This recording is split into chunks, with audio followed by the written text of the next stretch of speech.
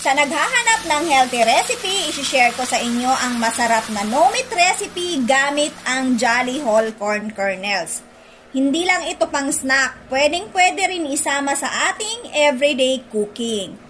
Gagamit lang ako dito ng 1 can Jolly Whole Corn Kernels. Easy open can, kaya madaling buksan at ready to eat na din. I-drain lang at iset aside. Una, magpainit lang tayo ng kawali. Naglagay ako ng olive oil. Pag mainit na yung ating olive oil, dinagdag ko na din ang sibuyas, bawang at ang ating luya. Gisahin lang natin. Naglagay din ako ng carrots, mushroom, at ang ating na-drain na 1 can Jolly Whole Corn Kernels.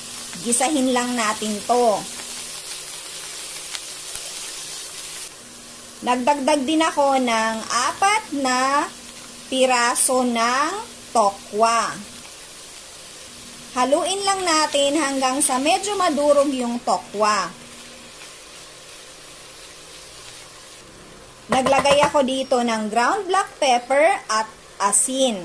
Pwede kayong maglagay ng seasoning kung gusto nyo, pero ang ginagamit ko lang talaga dito, salt and pepper. At dahil may natirang maliliit na Baguio pechay, gisahin lang natin at nagdagdag ako ng kaunting sesame oil at spring onion.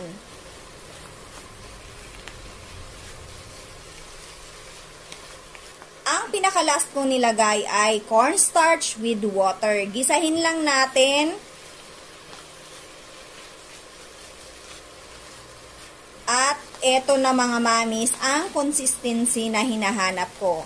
So, okay na to, iset aside at i-cool down.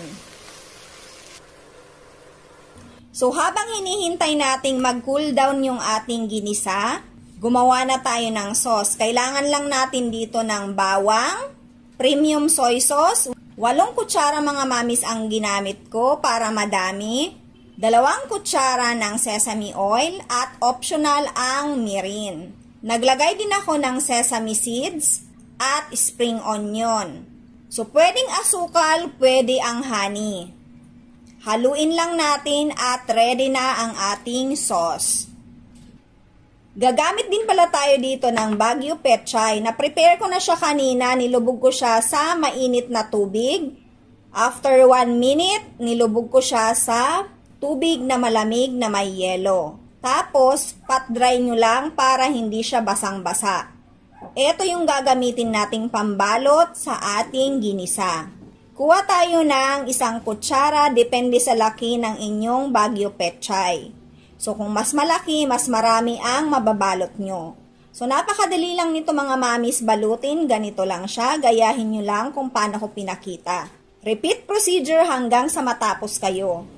Ito yung ginamit kong pambalot para mas healthy. Etong ginamit ko dito mga mamis na pinaglutuan, ito na yung magiging serving pan ko. Naglagay lang ako dito ng olive oil at yung binalot natin.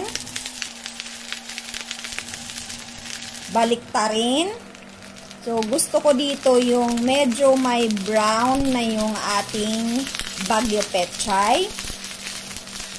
Tapos, ilagay natin yung ginawa nating sauce. Hayaan lang natin yan kumulo-kulo at lagyan natin ng kaunting sesame seeds at spring onion. So, dahil na ito mga mamis, alam nyo ba na masarap itong papakin? So, ako kinain ko siya na walang rice. So, yan lang yung kinain ko mga mamis. At talagang magugustuhan nyo to kasi kahit walang rice or may rice, masarap siya. So, sana nag-enjoy kayo sa aking isinare na healthy no-meat recipe. Ito ang tokwa cabbage roll. So, sana nag-enjoy kayo. Thank you for watching. Enjoy!